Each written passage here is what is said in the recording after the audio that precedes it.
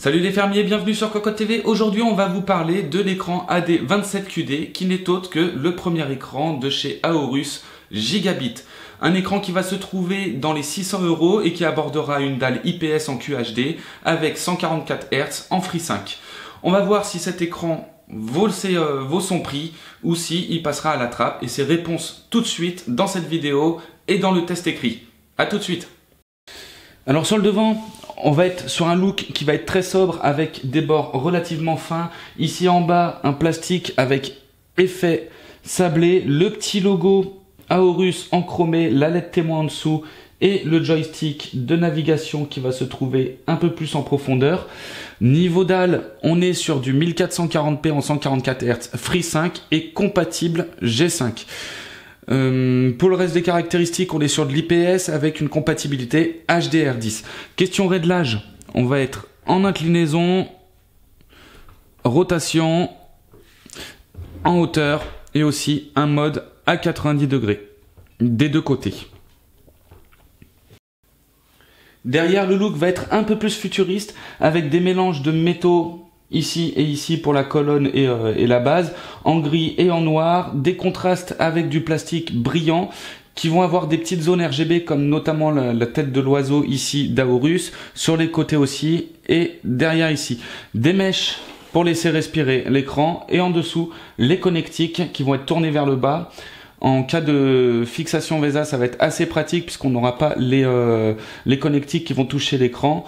Derrière ici, vous trouverez deux petits boutons pour pouvoir cliquer et séparer la dalle et trouver la fixation VESA derrière.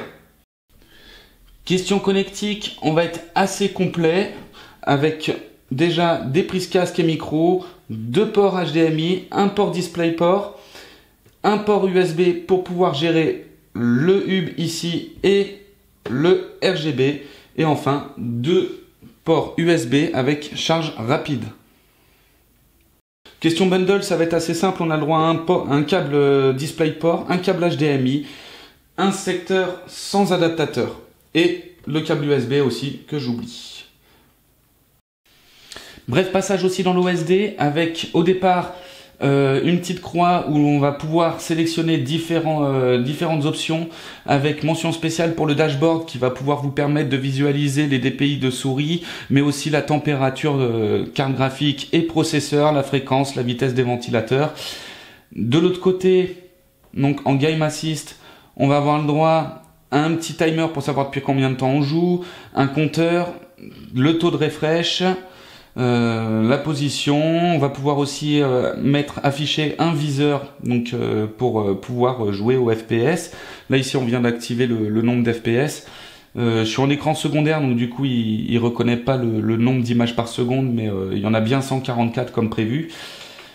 Au niveau de l'OSD complet, ça va être assez complet justement, avec pas mal d'options, que ce soit le stabilisateur de visée, l'égalisateur de noir, la super résolution. Niveau image aussi, on a pas mal de choses avec différents modes d'image, de luminosité, contraste. Donc tout y est, l'OSD est complet. Et enfin, des petits raccourcis qui vont être paramétrables. Suivant le geste que l'on fait, on va avoir différentes options qui vont s'afficher. On a aussi un logiciel qui n'est pas encore téléchargeable, l'écran vient tout juste d'être sorti. On mettra à jour le test quand celui-ci sera sorti et testé. Et je vous laisse tout de suite avec un petit bench d'Assassin's Creed Odyssey et le tout avec le G5 compatible activé, histoire de voir un petit peu ce que ça vaut.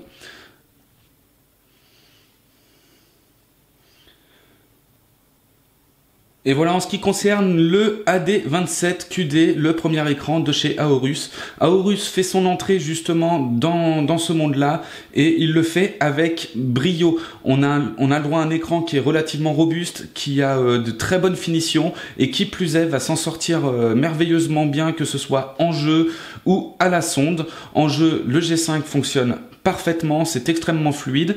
À la sonde, on va avoir juste un petit défaut au niveau de l'uniformité de la dalle, mais c'est tout. La colorimétrie est très bien gérée.